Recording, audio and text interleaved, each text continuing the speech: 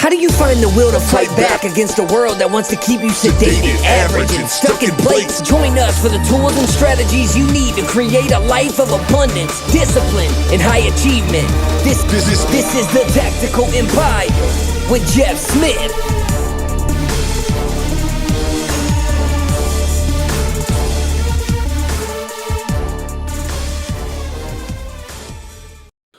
Welcome to another episode of the Tactical Empire. Guys, I am super excited today to introduce you to my friend and guest, Trevor Cowley. He is the owner of Easier Accounting and the Real Business Owners Mastermind, among other things. There's a few other businesses I'll let him touch on as we get into it. This guy is a personal development junkie, and I appreciate him deeply. He is on a journey right now that we will talk about in this episode that's pretty incredible. He takes on 40, 50-mile runs for fun with his buddies out in Utah. So thanks, Trevor, for coming on, man. I appreciate it. Hell yeah. I'm excited to be on, man. You know, I know that we're cut from the same cloth to a certain extent when it comes to the self-improvement junkie. You know, I went from actual junkie to a self-improvement junkie. So I'm a junkie regardless. It's just whether or not it's something that's positive, right? And so thank God I reeled all that shit in and figured life out by the time I turned 25 and focused that energy and that junkie personality towards something positive. And so it takes some time to kind of get to the point where you design a life that makes you happy and fulfilled. And I feel like, turning 39, 40 next year, I feel like I'm in a groove. I feel like I'm in a really good place. So it's that doesn't necessarily mean that I didn't go through some darkness in order to get there, right? So I don't think anybody that's happy and fulfilled can get there without going through the darkness. And so I'm really happy with where I'm at. And you don't run 40, 50 miles, if you haven't been through some dark shit, so. You got to go someplace with your mind for sure. Yep. I definitely share that addictive personality, and you really have to put the reins on it and figure out how to channel it into positivity. And I think that when we're younger, we're ignorant to how that works out, and it doesn't take very much to start going down the wrong road. But I think for you and I, especially, like we can see those compounding results based on like the negative things that we've done in the past, and then and how we can build them positively and reverse that. Cause like, dude, you're on like day 620 of 1,000 straight day. You're aspiring for 1,000, I believe, for 2-a-day workouts and reading 10 pages. You're at 6 something without missing. It's 6 something. It's past 620. I don't it's probably closer to 630, something like that. Like every so often I started it January 1st of 2022. So whatever day it is from January 1st, 2022 to now, that's what day I'm on. Every so often I check in. So I'll Google, what day is it from January 1st, 2022 till today, right? And then it tells me how far along I am. But at the end of the dude, it's not like as a kid at Christmas where you make those little links and you pull off the link one more day, like I'm just getting lost in the process, right? I'm not looking for an end. And if I was looking for an end, I wouldn't have committed to 1,000 days straight. Right. Yeah. Like I like hunkering down in the process. I like what the process does to me. I like the individual that I become when I go through these difficult situations. And I knew going into it that I'm going to get sick. I'm not going to feel good. And there's going to be problems. There's going to be issues and hurdles that I'm going to have to overcome. And I was just excited about the thought of the individual that I would meet after 1,000 days of 2-a-days and reading every single day. And so really it's me just testing myself. I did 75 hard. I've done, many, many difficult things, but this is without a doubt one of the more difficult things that I've ever done. Well, I was super excited when I saw that you were going for 1,000 days, because I've got an entire program built into our Tactical Empire Inner Circle thing that is your 1,000-day vision. And it's the same exercise. You go 1,000 days out and you envision the man that you're turning into and everything you have what your days look like, how much money you have, how you spend your time with your family, all of it. And then we reverse engineer back from that 1,000 days, because it's roughly like nearly 3 years of time, but we actually pinpoint a date, 1,000 days from today, and this is where you go to. So, man, I mine's was September 27th, 2024. Do it. So I have basically a little over a year left. So yeah, that's awesome, man. And to be quite honest with you, I don't think I'll stop there. To be quite, like, I think that after 1,000 days, this is just who I am, and it's just what I do, and I would be lost without it. Right. Even if I get my morning workout in, an hour after what I would normally do, like, I kind of feel out of it a little bit. Like, the beautiful thing about routines is you get to control your state to a certain extent on a day-to-day basis. The bad thing about routines is if you don't honor that routine in that time frame, you'll be in a funk, almost like jet lag, right? And so there's pros and cons to anything and everything. So my wife will tell you that if I go for a walk for my second workout instead of lifting, then I'm just not the same person. Like, I have to run a minimum of at least 5 miles every single morning that I wake up. And then within an hour to an hour and a half, I'm at the gym lifting weights. 1 or 2 times a week, I won't lift weights, and I'll go for a walk instead with my family or whatever it is. And believe me, I could feel myself being off and not feel normal and be in the state that I want to be in on those days. And so I try to, minimize those days as much as possible. Routines are a beautiful, beautiful thing until you don't execute on it. And then you'll see the dark side of yourself, Yeah. That's amazing. I love that, because I'm big on tracking my data and stuff. So I've been doing it about 4.5 years, and like, I tweak it and add in stuff and remove stuff all the time based on my energetic, like my state, my vibrational state. And so when you're talking about like missing your routine, I guarantee you it will negatively affect you if you decide to stop after 1,000 days until you adjust, if you choose to, right? Yeah. Are you reading 10 pages, and I'm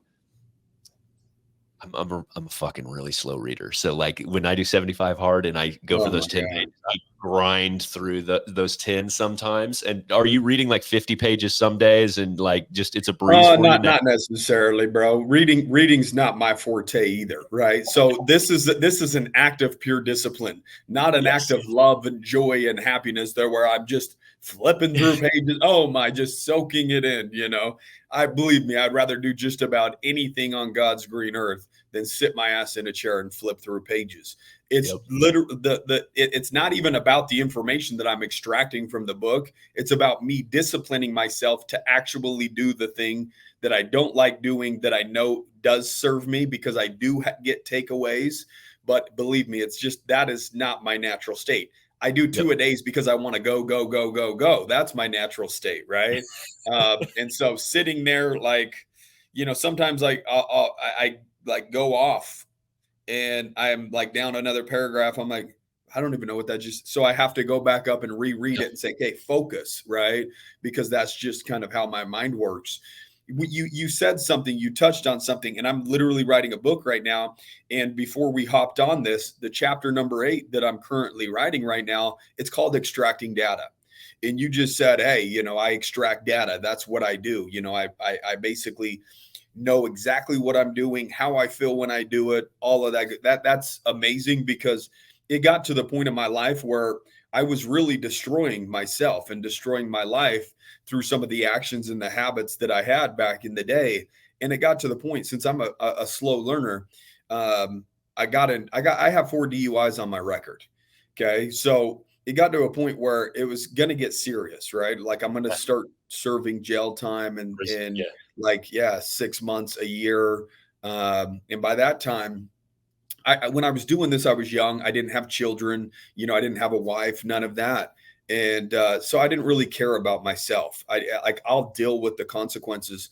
But when my wife told me that she was pregnant, that's when it was like, hey, I'm not going to really be a drinker. I had to extract data from my life. Like, why am I getting myself in these situations? Because when we first started dating, I was going in and out of court for these 4 DUIs that I had over the last few years. And It was like, okay, going out with large groups of people past 10 o'clock at night with alcohol involved, this situation doesn't bode well for me. I either end up getting in fights, I go to jail because of DUI. Something bad usually happens, right? And so, like, as entrepreneurs, all we do is try to extract data. Like, we'll analyze other people, we'll analyze our employees and say, hey, you're not showing up in this area in the way that you should be. You're not doing this, you're not doing that. Like, we need to step it up here. Or, hey, you're doing a good job here, but not the best of job. Like, where are we at with ourselves and extracting data from ourselves? Like, we're good at analyzing other people and calling them out on, things that they need to work on. But are we really good at calling ourselves out and say, okay, these situations no longer serve me, and I need to create new situations to put myself in that actually create the individual that I want to become and will create the desired life or the desired outcome that I'm looking for in my life, right? And so I'm big on extracting data and really assessing and auditing myself and making the changes or tweaks necessary to either feel better in my body, to get a better result financially, to create a better relationship with my spouse or my kids, whatever it may be. Yeah. And I talk about this shit all the time, but like, that is just a heightened level of awareness, like about yourself, right? There's two facets to it, I think, though. Like, one thing you spoke on, I think the first step is like radical responsibility, personal responsibility. Cause like you oftentimes have like, oh, woe is me, or that was just bad luck I got in that fight, or fuck, I can't believe I got that DUI or whatever, right? Like, it's just circumstantial. No, when you get in trouble, F the police. Oh, this guy, that, you know what I mean? It's like, they're targeting me. Well, were you doing something wrong? That's their job, is to target people that are doing something wrong. So yes, like, I was the exact same way. That's why I'm saying that. It was like, these people, he was looking at me funny. Like, so I was just validating what you were stating. No, yeah. But like, you get in a bar fight or whatever, and then you are just like, well, that guy had it coming. And then, like, as you grow up and as you analyze and have more self-awareness, if you are the only party you're responsible for at all times, and like, you just don't want to get in a bar fight, like, if it's 100% your responsibility no matter what, then like, it changes your outlook on things, right? Yeah. And then you can start tweaking those data points. Like, well, it's probably not a good idea for me to be out drinking after 9 o'clock, period. Like, nothing good happens after that point in time. So there's a lot of old me's that exist in the world still that are at the bar, looking for trouble because they don't have anything good going on with their life, right? Like, they're not going to bed early because they want to get up, or you know what I mean? They're out late because they're trying to, let's be real, wash away the shitty life that they have. Like, I don't know too many people that have amazing lives that love their wife and their kids and just feel good in their body and mind, that are just at the bar at midnight, just slugging away beers. Like, it doesn't happen. Yeah, exactly. But like, having that level of awareness and personal responsibility is the key, right? And then, man, I think it's really interesting to watch, like, some of the people I coach and things like that raise their awareness to where, like, as a third party, you or I could see exactly what their fucking problem is. Like, they're just like, I don't understand why I'm so stressed. And I'm like, I can tell you, and I don't even live near you. And I don't know, delegate something, pal. Right. Like, it's not really that, like, we've all had a friend or a family, somebody in close proximity date somebody that you're just like, oh my God, that is not a good fit. Like, she this or he that or whatever, but they're so close to the problem that they can't even see it. And everybody behind the scenes is like, that ain't going to end well, So it's like, it's always good to get a third party's perspective, because sometimes we're too close to the problem. And what that basically means is sometimes we are the problem, and we are so close to the problem that we can't even self-assess on what needs to change. But it does start with that radical responsibility. Like I got knocked out one time at a bar, and the police asked if, and it wasn't even an altercation. There was an employee of mine that was getting pulled out. It was after a Christmas party. And I was like, I don't even do this anymore. I don't drink. And they're like, we want Trev Dog. We want. I said, all right, I'll come out with you one time and have some beers with you guys. So I go out there, go to this bar, okay, and they're all having fun, whatever. I watched one of my employees getting pulled out. This is like 8-9 years ago. And so I make a beeline towards the front door just to make sure he's okay. And right when I walk out the door, boom, somebody from the side hits me. Literally cracks my skull. I fell to the ground. Somebody with a boot came in and you know, it could have been the boot that cracked my skull because I got booted in the side of the head. And what happened is they put me in an ambulance. They took me to the hospital, whatever. I had to have surgery. They went up through my mouth because my eye socket was kind of caved in a little bit so that I didn't have like a indent in my head. They had to pop it back out. Yep. And the cop said, do you want to press charges? I said, no. And why would I say no? Because I'm the dumbass that put myself in this situation, right? Like I'm at a bar late at night, and literally that's why I told all these youngsters, like, this is what I don't do. I don't do that. That causes problems. I get in fights. I'll go to jail. Something bad happens when I bring out Trev Dog. You don't want to see Trev Dog. You know, he's retired. And I unretired that dude for one night. And that's what happened, right? But I had to take radical responsibility that if I would have just went home after the Christmas party and not went out and partied with the crew, that wouldn't have happened to me. That is my responsibility, and I need to take ownership over where I'm at, right? Like if I'm in that environment, the probability of something bad happening increases greatly. Now, the probability of nothing bad happening would have been me going home and going to bed. Right. So that's a form of radical responsibility that I didn't want to press charges. I asked him to see the videotape because I wanted to see the videotape of me getting knocked out because I still didn't know who it was. Because when I walked out the door, somebody did it. And they said that the cameras were down. Right. The cameras weren't working, which, you know, I was later told that it was this big, you know, security guard that was like 6'6" big dude. And they're just kind of trying to protect their own. Right. Like if it wasn't one of their own, they wouldn't have cared about giving me the footage. But that's what happens. If security does something, their cameras are down because they don't want to accept any liability, even though I told them, look, I'm not going to press charges. That like I shouldn't have been there, you know? And so more people need to understand if they're in a bad situation or something bad happens to them, they're the ones that put themselves in that environment for something bad to happen to them. Yeah. Yeah. And it's usually the compounding of things, though. It's not like usually it's not that acute as far as like you only went out once and this happened. Usually we're pushing and it's like I've been doing this for 6 months or 6 years. And like, bro, I used to just drink at restaurants, right? Like Texas Roadhouse. That's where I would get shit faced and get all my DUIs, right? There's literally a bar called The One and Only in our small town. I had never been to it. That was the first time I had ever been to The One and Only, right? And that's what that's the first and last time that I'll be a patron at The One and Only, right? So like, go figure. I stayed away. Like, there's been stabbings there. There's been shootings there. Like, of course, something like, come on, man. Like, I'm the idiot. I fucking knew better. I knew better.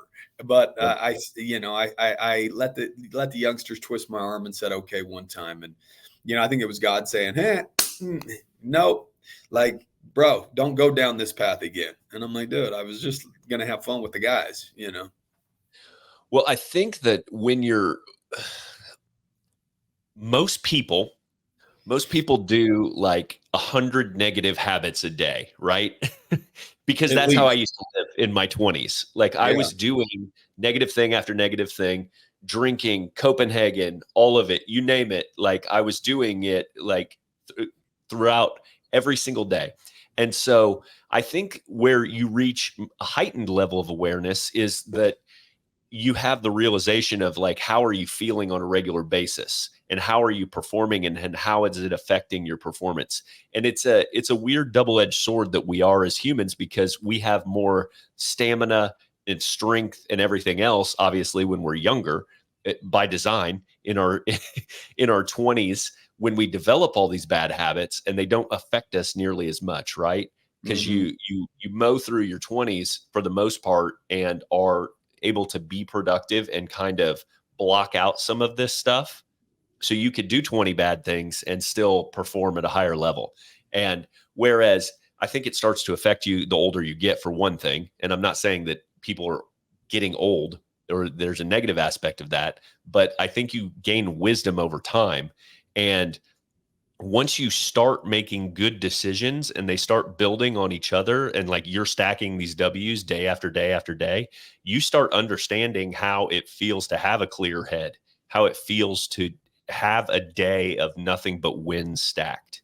And and it's euphoric to an extent. And I just don't think most people experience that ever. No. Because it's as simple as the food we're eating. Trash ass food makes us feel like shit, and then like it's a cycle. Like even if you don't have feel like shit, you want a burger because you feel like shit, and it tastes good, and you get the dopamine hit when you have the burger, right?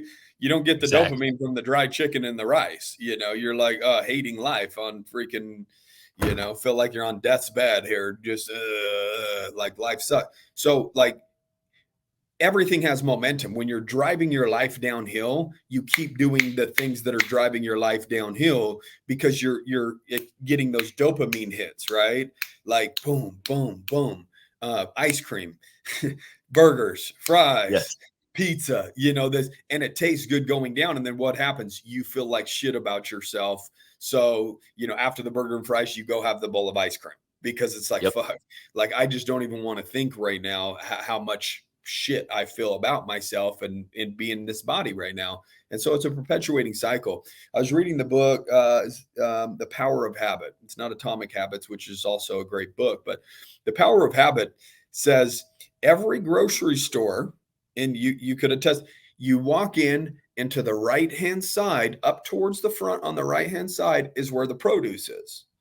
If Walmart's, it doesn't matter, Albertson, it doesn't matter the store. Okay. And it's built like that by design. It's on purpose because they know humans better than humans know themselves. This has all been studied. So you talked about bad habits, 100 of them or whatever. No, the study says you make one good choice, boom, 10 bad ones right after. So what they do is they put the good choices towards the front of the store. So you grab the bushel of apples and some bananas and throw it in the cart, which ultimately gives you permission to get the ice cream, to get the Doritos, to get the sodas. They already know you're going to fuck your life up after you throw those apples and those bananas in your cart, because it's literal.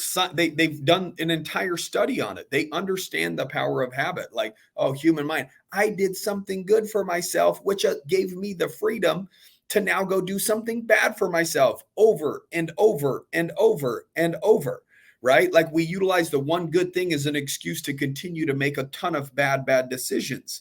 And so literally every grocery store is designed very, very similar or the same towards the good decisions are first. And then as you keep scaling towards the back, it's worse, worse, worse, worse, worse, right? And look at anybody's cart. They're going to have some avocados, some this, a couple good things, and then the rest of the cart's going to be full of shit. I'm walking my grocery store in my mind right now. No, that's it. But humans have a limited amount of willpower too, which is why, like, what you and I are talking about with, like, what I always call it, what keeps me in the rails. Like, when I feel like I'm deviating or having a bad day or I'm down in the dumps for a period of time, like a week or whatever. Because I used to be able to get into some pretty gnarly fucking depression and states before. And like, now I've got what I refer to as my rails. And if I get back in them and do my shit over and over and over again, it pulls me out of them, out of that state. And so, but willpower is the issue in some cases. So you have to build in like these automatic behaviors so that you don't have to make these choices, right? Because that's where, like, I would speculate that part of that research study on the grocery stores is because you're just getting your ass kicked with decision making throughout the store. So by the time you get around to the fucking frozen food and it's ice cream, pizza, and booze are all you got left Decision between you and fatigue. the checkout. Yes, exactly. And you're like, I've said no so many times, and your kids are badgering you, like, give me this, and you're sick of them, and you're sick of saying no to yourself too. That's super interesting to think about. Well, What a I cool. think something that people could do to, you know, protect them from themselves. Really, isn't that like the idea is to understand yourself so well that you protect you from you, right? Yeah. Like all of your whole, you know, natural tendencies to make bad decisions, like, oh, going to bar. Okay, I just won't put myself in that environment because if I do, I know who I turn into in that environment, right? That's a form of me protecting me from me, right? Because, you know, Trev Dog will come out, right? Like it's just I have the data. Like I know me. I love to party, right? Like it just was what it was, you know? And so you hit on one thing as well, like, hey, you know, like getting in the rails or like dark depression. Look, man, me too. Like to the point to where like I would rather put myself in controlled pain and controlled struggle rather than actually deal with struggle for 24 hours out of the day. I've been through very, very dark times. And I would rather wake up and run 5 miles every single day and get that hour out of the way, go home, make my 4 eggs and toast, drink my juice from my fucking orchard, right? And then drive in, go lift weights, because that is a controlled torture. That's a controlled struggle or a controlled pain that I know when I get on the outside of that I will feel good in my body and mind. And I'll feel proud of myself for the other 22 hours of the day or 20 hours of the day or however many hours I'm up before I go to bed. And so we could choose to live, you know, 24 hours a day in absolute agony and misery and pain and struggle and depression. Or we could choose to get ourselves out of bed and do some of the things that we just don't want to do for an hour or 2 hours. And then we own the rest of the day, right? And we could feel good about who we're becoming and some of the decisions that we're making. I think people underestimate what goes on in your subconscious when you compromise with yourself on all these little things. People don't understand the gravity of their small decisions, like micro decisions on a regular basis. I don't think. Well, that's where everything lies, bro. The devil's in the Yep. details, bro. Like everybody's looking for something massive to change their life. Like there's nothing massive that's just gonna, like there's some big, massive secret out there that tons of people know. They do all the small things on a day-to-day basis more consistently than you. That's why they have the results that they have. I mean, think about it. Anybody that's listening to this is committed before New Year's resolution. They get to February, March, whatever, and then they fall off. The problem is you're not experiencing what the greats experience because there's gaps in your consistency.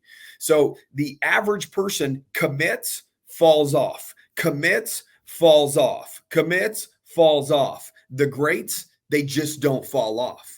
They show up regardless on a day-to-day basis and do the things that they know they need to do despite emotion, despite the feeling, because they know that it serves them. And they've been through such darkness before that they would rather go through that pain and misery of waking up and having the consistency and that discipline than going back to the pain and struggle of being depressed. That's a darker place to be than being in a dark place because you feel sick or tummy hurts or you got a headache and you got to grind something out for an hour. Boo-hoo.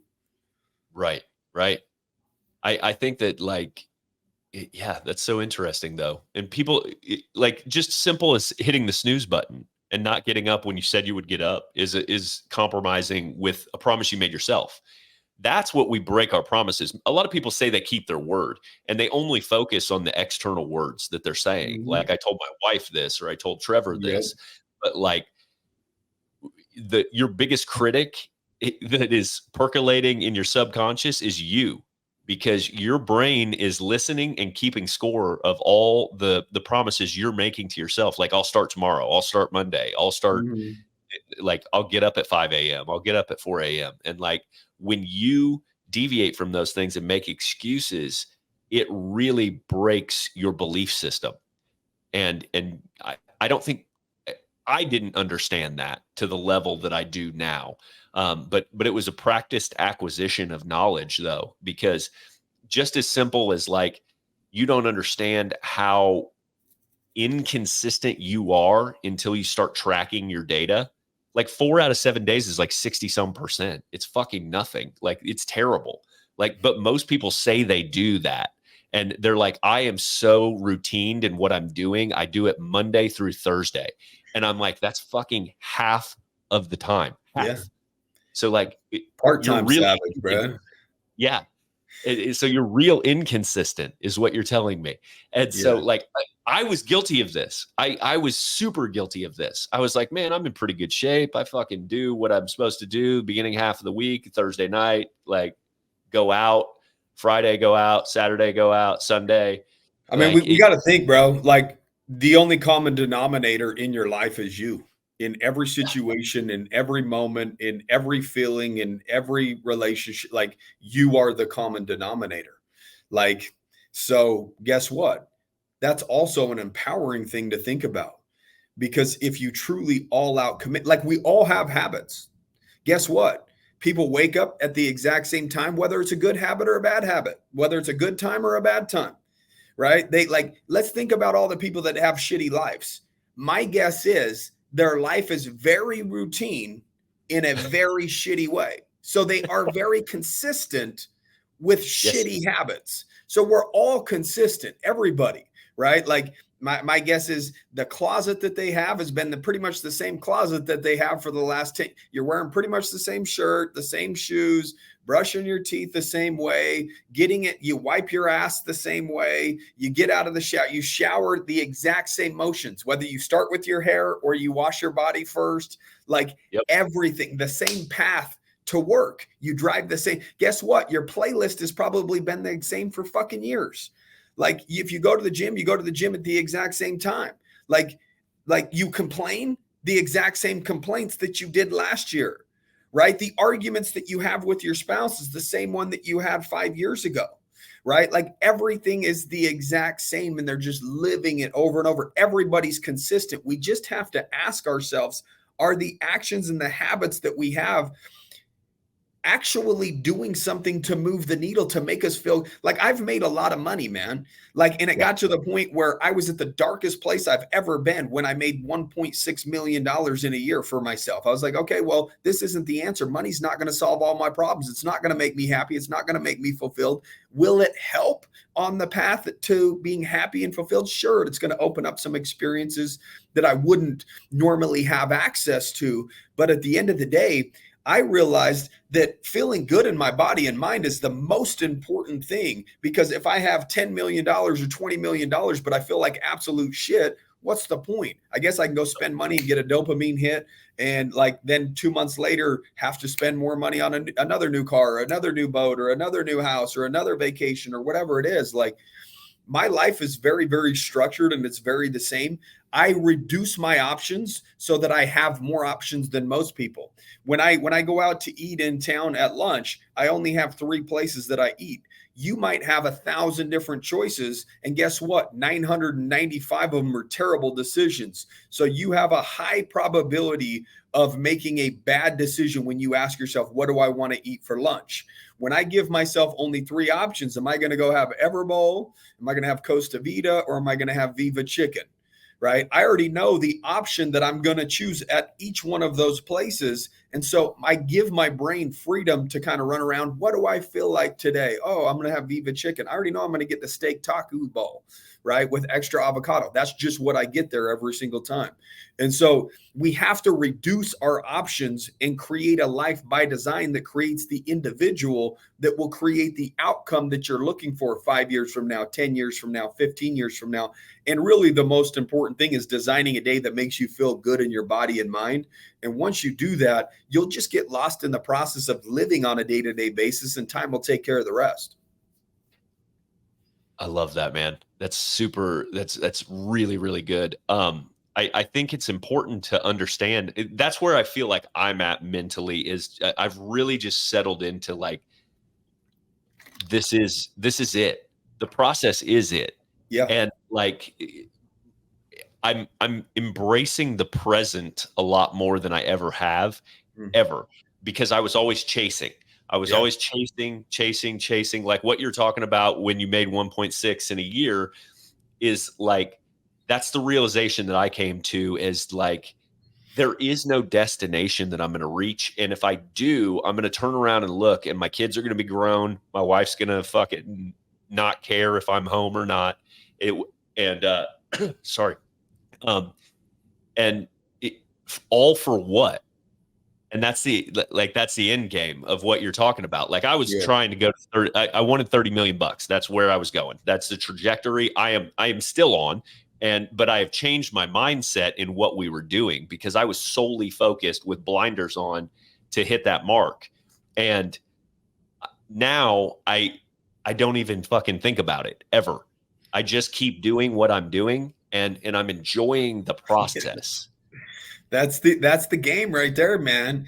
Like if you become the most valuable human being that you could possibly become by becoming the best version of yourself, I think does the better version of you have better relationships, better finances, better health, better like all of yes. The answer is yes.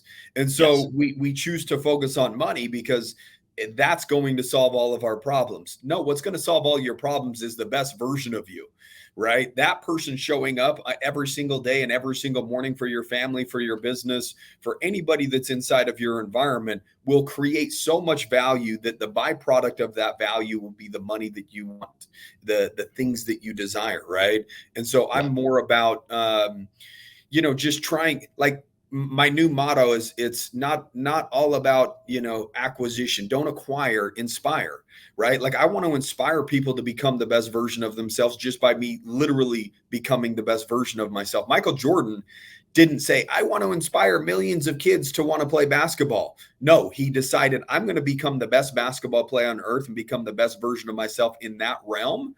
And he committed all out to that, and he did it. And by default, he inspired millions of kids to play in their front yard. 3, 2, 1, I am Jay, or whatever it is. Like the better version of you makes the world a better place just because you're you, right? And I think that more people need to understand that there's, kids, whether it's your kids, whether it's nieces and nephews, uncles, brothers, moms, dads, whoever, like, business associates, there's somebody that's in your proximity that looks up to you. And if nobody looks up to you at this point, somebody will look up to the better version of you. And you have the ability just through your life and the decisions that you make to enhance other people's lives just because you decided, just because you made that commitment. So there's a decision that has to be made. And the decision is, I will become the best version of myself. I will design a day that will without a doubt make me show up better in the world and accomplish all these things that I want to accomplish. Yeah. And the thing that you should take optimism, or anybody listening should be optimistic about, is like, imagine where you're at now. And then imagine what I just said about like 60% of the time you're operating at a good level, right? Like that's what gave me a bunch of optimism and hope. I'm like, if I can achieve like relatively good results, and I'm only fucking giving 50% of my potential tops at this point, like what if I structure and dial this in and operate at 90% of my potential? Like, what does that look like? And so for me, it really gave me a lot of hope to take on the challenge of like this level of discipline.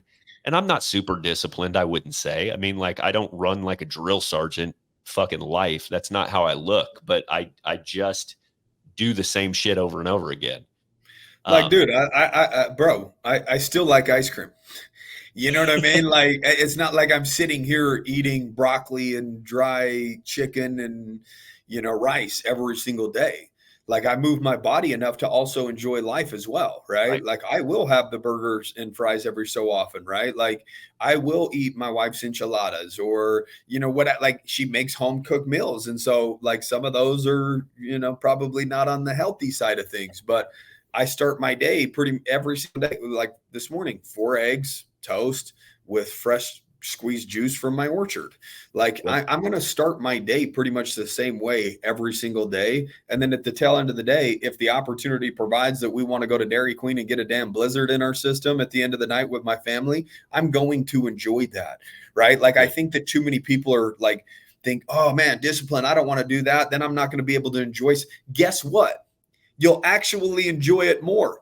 If you eat ice cream every single night, it's less enjoyable than if you eat it once a week. Right? If you actually earn it, when you restrict, you enjoy far more, right? Like, I enjoy my shower more than the majority of people because I run 5 miles before I get in. So I have a whole sense of different appreciation because I was just in pain 15 minutes ago, running my miles. Right. And so like when I got done with our 40 miles, like a month and a half ago, I turned the corner to see my house, and it was the most beautiful sight I've ever seen. I had so much gratitude for my home in that moment, far more than what the average person sees when they go around the corner and see their house. Why? Yes. Because I just had 40 treacherous miles before. Pain equals perspective, right? Like, why when somebody goes through death of a family member, they're sitting there like, oh man, we really need to slow down. We really need to enjoy these moments. It's bringing perspective. And so I purposely put myself through pain so that I could change my perspective. Somebody who's 400 pounds doesn't sit on their couch and say, oh my God, I'm so grateful for my couch. They're used to sitting on that motherfucker.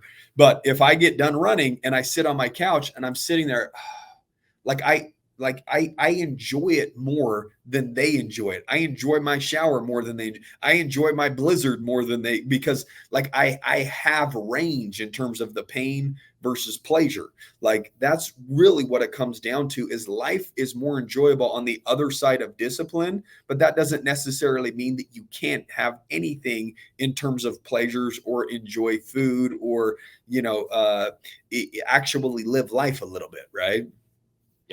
Yep. And I think what you're doing but the things that you're doing that we're not really talking about, I mean, you're doing fitness, you're doing reading, but what you're doing is you're building mental toughness though. And I come from a football background and then into special operations, and like we trained. So like our days, there used to be a saying when you came into Ranger Battalion, like qualifying for it was a fucking bitch. And everybody thought that was like the hard part. Like, our class was 81 people and 11 of us graduated and went on to Ranger Battalion. Everybody else washed out. And but the saying is that like it's harder to stay in Ranger Battalion than it is to get there. Like, the day-to-day life there is just so ramped up and grueling that by the time you deploy, it's like vacation for deployments and run ops and things like that. It's like 2-a-days in football for you guys that played football. Like, it's so hard. The intention back then was you practice so fucking hard that it was like, thank God it's game day. This is going to be so easy. And I think that we lose that throughout life. At least I did, because I came out of special operations. I transitioned out of the military. I had a interesting transition where I went back to a Fortune 50 company, worked in a cubicle, did all that. And over time, I felt like what I lost was I wasn't challenging myself. And it was eroding my decision-making process. It was eroding who I was as a human being because I didn't consciously challenge myself. I didn't consciously push the envelope. I mean, I consider myself fairly mentally tough. I think most people would agree with that. And but you do lose that edge if you don't step out to it frequently with intention. So what you're doing by running 40 miles, by doing 630 days straight with no misses, regardless of what you're doing, even on the 40-miler day, bro, I still got my second. You know what I mean? Like running for 10 hours straight. Like I still get my second. Like I don't miss. What constitutes a workout? It's a minimum of 45 minutes of running, lifting, riding a bike, a walk, right? But it got to the point where like the 2-a-days got so easy early on within like the first 100, 200 days that I was like, okay, what I'm doing, I'm celebrating what used to be a win, what was difficult for the version of me 100 days ago or 200 days ago, right? And now I'm just kind of going through the routine of it just to say that I do 2-a-days. And then it got to the point where it's like, dude, like I need to turn the heat up a little bit. The whole point of this is for it to be difficult, is for it to be hard, right? Sure. And so I was like, instead of walking with a weighted vest or this, that, like I need to turn up the heat. I'm going to start running. I'm going to be lifting and I'm going to be running. And so then I would start running like 10 miles and I would lift, right? Like it was a minimum of 45 minutes, but there were plenty of days there that I would run for 2 hours, 3 hours straight. And then I would go lift for 45 to 60 minutes, right? And so, but there has been days where I'm physically exhausted and I've done 2 45-minute walks. And that's kind of like my active rest day, so to speak, right? Like on a Sunday. That's very, very, very, very, very far and few between, because the idea is really to push myself, right? Sure. And so it's activity, it's body movement, right? Like I would even consider if I went to a yoga class for 45 minutes to be considered some form of body movement. That shit's difficult, right? Like it doesn't matter what it is, but like I've been also like I have some property, right? And I have to maintain this property. I enjoy doing it. I don't like paying somebody else to do it. Like I feel a different sense of pride when I take care of my shit and I get to step back and say, man, my property, right? I have a different connection with it when I do it myself. There's been times where I'm out there 5-6 hours, dude. It's acres, right? And then my wife's like, well, why are you going to get in it? Like you were out in the yard doing hard shit all day. I'm like, but would I have done it anyways? Yep. So it's really about like, if I would have had to do it and it's difficult, that's different. Like, am I removing myself from something that I would have to do and putting myself in an environment of something where I don't want to do, where it's a little bit of discomfort, inconvenient, so to speak, right? And doing this thing. So there's times where I got up, I've ran, worked in the yard for 5 or 6 hours, then I lift, right? Like, and so I don't give myself credit like, oh, I went golfing today and I carried my golf clubs and that was for 3 hours. Like, would I have went golfing anyways? And if the answer is yes, then it doesn't fucking count, right? Right. Okay. So some questions about the 630 days or wherever we're at. Have other areas of your life improved? I would say every area in my life has improved. Why? Because it's forcing me to be very focused in order to get these done and do everything else, right? It makes me live a very intentional life, right? Yeah. Like I have family meetings with my family every single Sunday. We sit here and run businesses and have meetings and evaluate each other. Like, no, over this period of time, it's like, okay, we're coming together as a family on Sunday night and everybody's going to give each other 2 compliments of something that they did that week. Like, let's make deposits into our family and our relationship. And then we're going to give 1 piece of feedback. And on that feedback, in other words, constructive criticism, which the world just doesn't seem to like these days, right? You tell somebody what they're doing wrong, they're going to throw their defenses up. And now it's a battle. It's a fight. They're there to defend their position, right? And that's not what this is about. Like if my wife said something to me and I'm in an angry state, guess what? I'm going to defend my position. Like if I leaned over as we're watching a show together and said, hey, babe, you know something that you could work on? She would say, look, motherfucker, you want a list of shit you could work on? And so I create that. There's an environment on Sunday where I go in and I know I'm going to be critiqued. And I tell my family like, hey, all of us should have the goal of wanting to be better human beings and show up in the world in a better way. And when somebody's giving feedback, it's not necessarily to defend your position. It's to listen and look within and say, okay, I will try to do better. And so like, hey, if I have to watch my tone, I have a postcard thing. It says tone. I put it in my truck. It's something that I see every day as a reminder. Guess what? It's the last thing I see when I get out of my truck, when I walk into the house.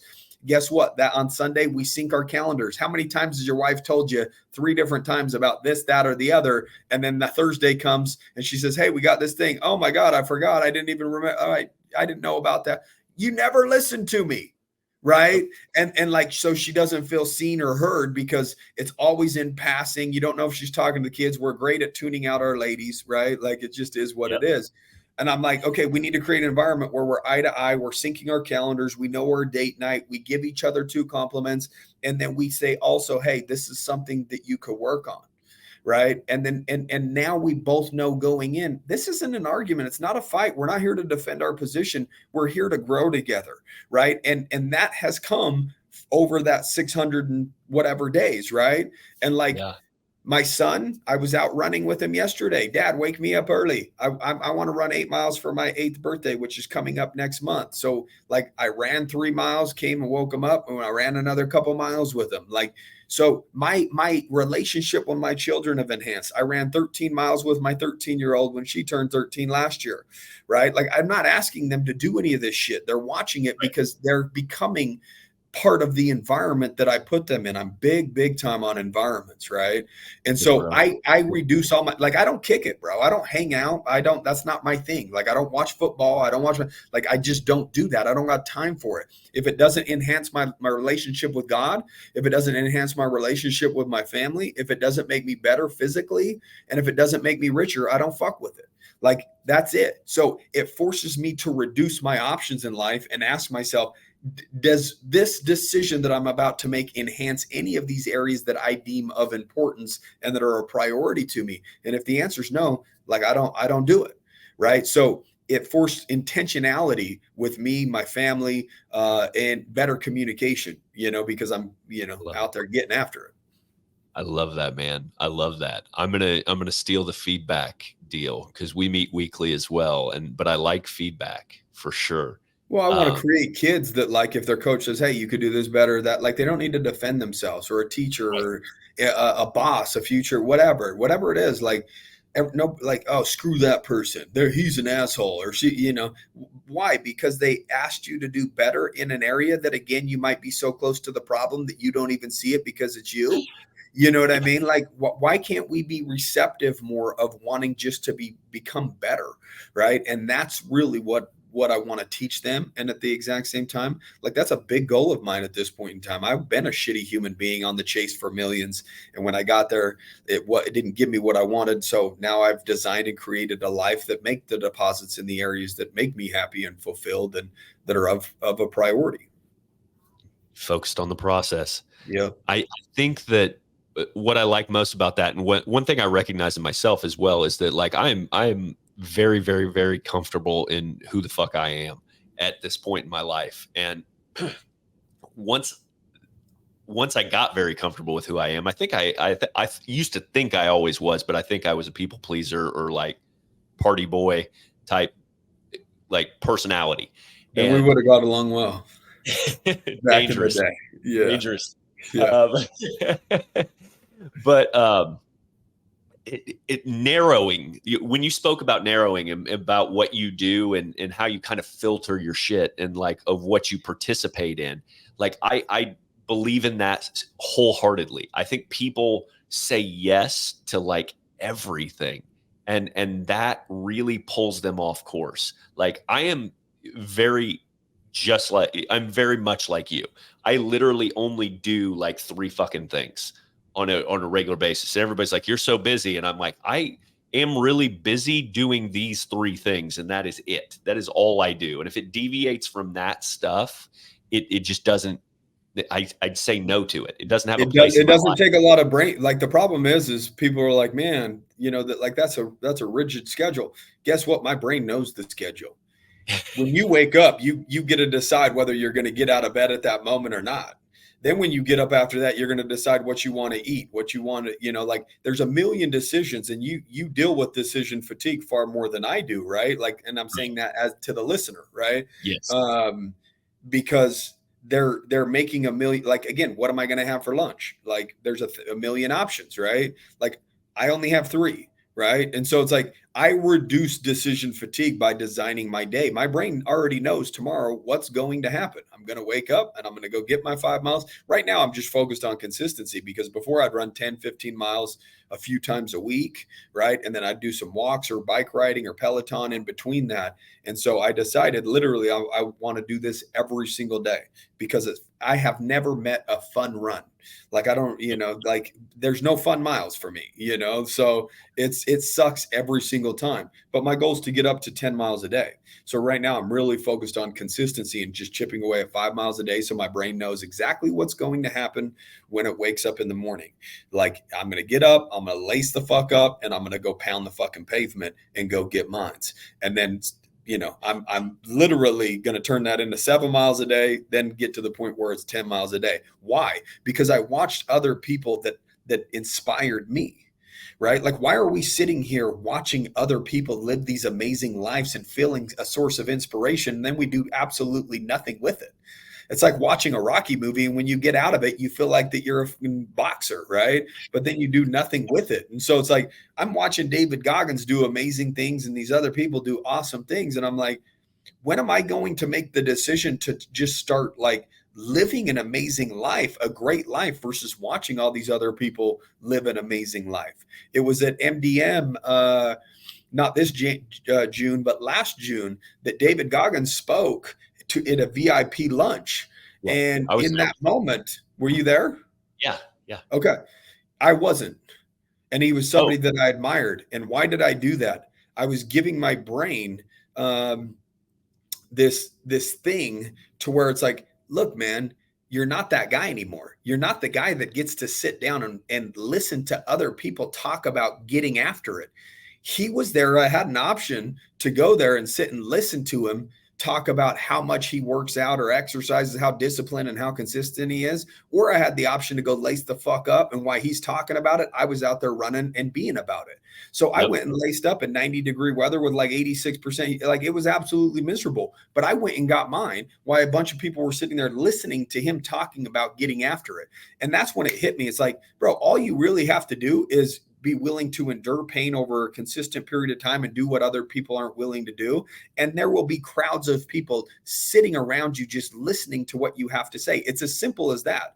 If you do the same thing over and over for 5 years or 10 years, you're going to have, how do you do it? How do you do it? Yeah. Like, and all he's doing is talking about, I'm getting after it. I'm out there doing the work.